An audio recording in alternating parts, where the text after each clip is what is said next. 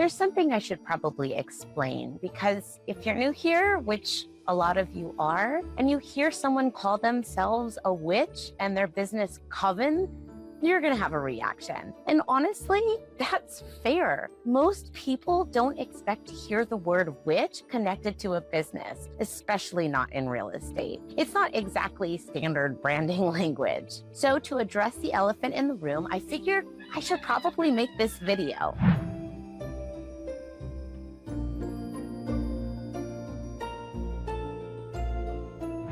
Hi, my name is Chris Rainwaters. I am the real estate witch and lead realtor at Coven Real Estate here in Southern California. That's Chico. He's kind of an unofficial mascot, and he loves to interrupt. And here's why I did it.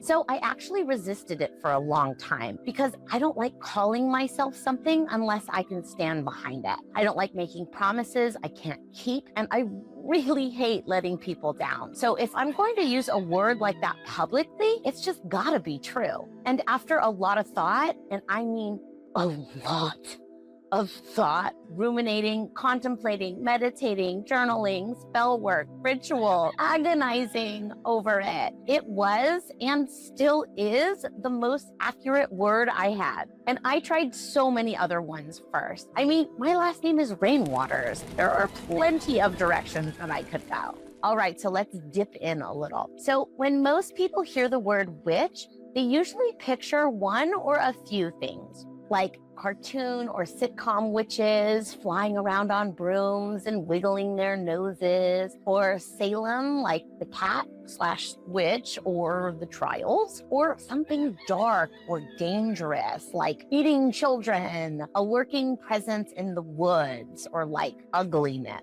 Or maybe just something a little uncomfortable that they can't quite explain, like from a religious upbringing, cultural stories, or just the way that we were taught to see the world. Someone could picture women being shunned, abused, or burned, like a pariah. Or maybe someone who's just outside the norm in a way that they weren't taught how to understand.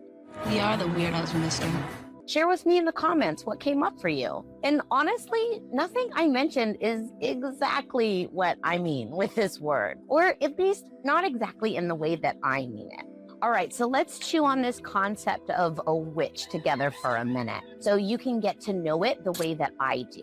You know, really get a feel for the texture of the word and taste what I mean when I use it. You know, the way I understand it, the way I live inside it. Because when I use the word witch, I'm not talking about something theatrical or aesthetic. Although I do love a good aesthetic. I mean, who doesn't? Plus, glamour magic is a ton of work. So no disrespect, it's just not my jam. Anyway, historically, the witch was the person that people went to, like the village healer or the midwife, the one who understood what was happening when something changed in someone's life. You know, the person that you talked to when you didn't know what to do next or you were in trouble. Someone who paid close attention to things like people, cycles, and land, to what was actually happening underneath the surface of things. And once they'd seen how the proverbial sausage is made, no matter how ugly, they chose to stay in relationship with what they saw, to dig in deeper,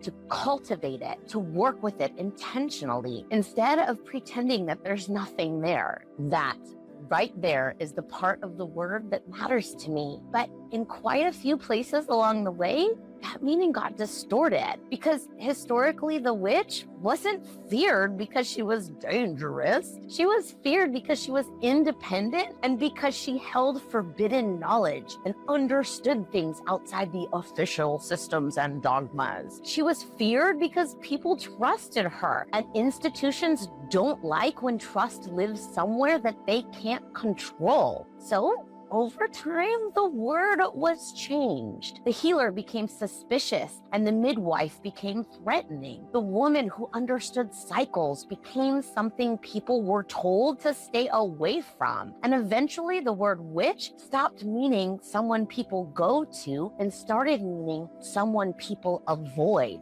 that shift, it didn't happen by accident. And even though that shift happened a long time ago, you can still feel it today. You can hear it every time the word witch gets used as an insult or a joke or a shield. Most of us inherited those reactions without realizing it, which, makes sense because that's what cultural memory does. But it also means the word lost something important along the way. So when I call myself a witch, I'm not trying to be provocative and I'm not trying to be aesthetic about it. But again, I welcome the aesthetic because I love it, but I'm trying to name something very old that I think still exists and still matters and still has a role here in the modern world. To me, being a witch means paying attention. It means being in relationship with what's actually happening, with people and places and timing, with the system shaping the decisions that we're making.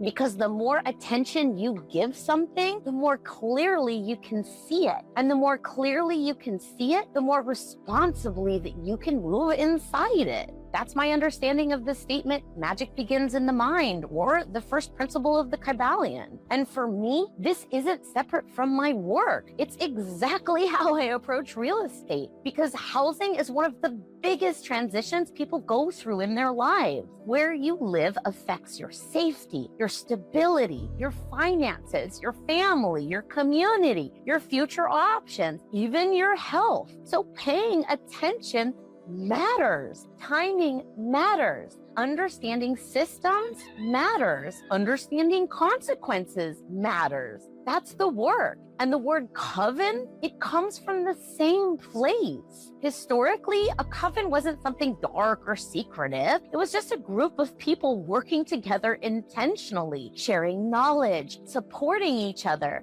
protecting each other, helping each other move through life. A true community. And that's exactly what I believe real estate should look like. Not transactional, but relational, local, and intentional. It should feel like being guided through an important transition with reverence and care. And big decisions like this deserve privacy. That's what Coven Real Estate is meant to be. And I found a big part of how this industry has been exploited is by not respecting how private this process really is. Homes are personal, moves are complicated and emotional, and it's just not my story to share. It's yours. Think of it like witch client confidentiality. Historically, what you shared with the village healer stayed with the village healer. That trust was sacred, and it still is.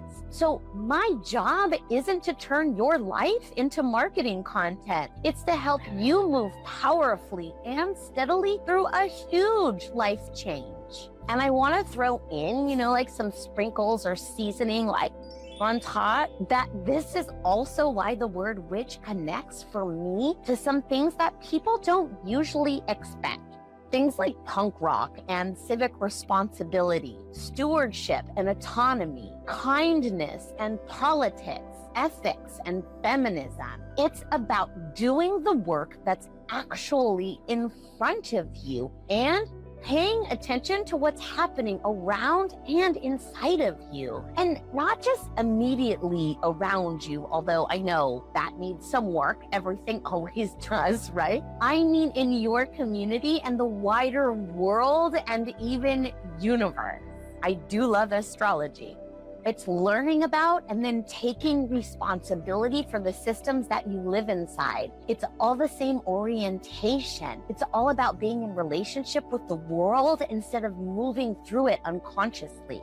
That's what I mean when I say the word witch. So when I call myself the real estate witch, I'm not trying to be mysterious or provocative or unserious or silly. And I am definitely not trying to be aesthetic about it. Again, don't get me wrong, because I do love the aesthetic. It's my jam, clearly. But I'm intentionally, symbolically, and archetypically revealing how I pay attention and how I make decisions. how I help people move through change, how I handle my business, and what kind of work I believe matters. If these words, witch and coven, still feel strange to you, don't sweat it. Just take a moment to remind yourself that old words survive because they still hold a kernel of something real. Sometimes their meaning just gets a little muddled over time. And if what I just described resonated with you, and you also value living your life in an intentional way, whatever language or label you want to use for that, and if you believe in leaving a place better than you found it, and in building communities where people are seen, heard, and cared for,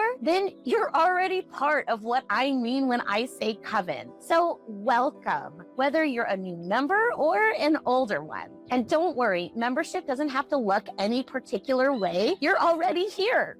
That's it. Say hi to Noodles and participate however you feel called. A like, a follow, a comment, or if you're ready to work with me, the description has all my links.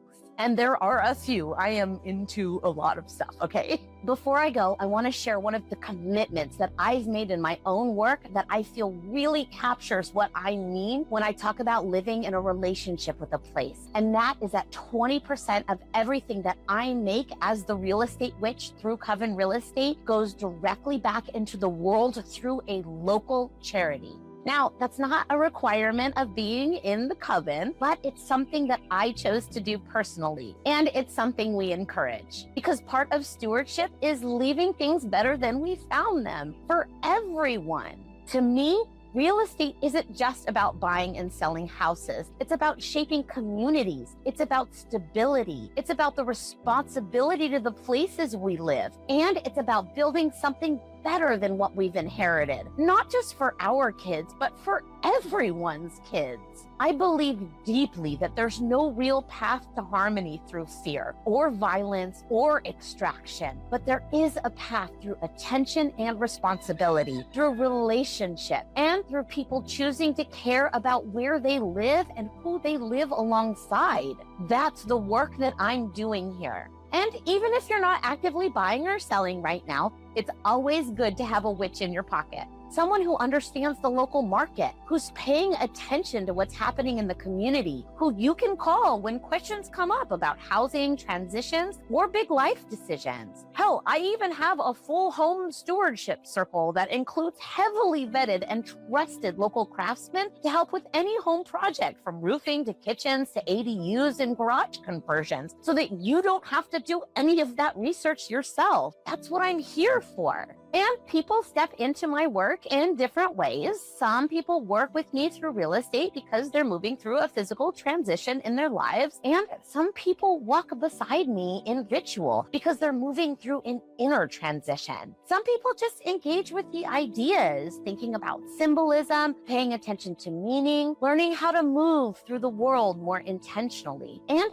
some people are just here for the local Vista tea, and you watched this video out of sheer curiosity because you think that I'm a little crazy. And, that's cool too. I won't yuck your yum if you don't yuck mine. Deal? But for the people who connect with the symbolic side of this work and want something tangible to carry with them and want to support me and my work, there are Coven Real Estate shirts and the Spellbound collection, which is an assortment of wearable spells. They aren't just designs, they're reminders about attention, meaning, and about choosing how you move through the world.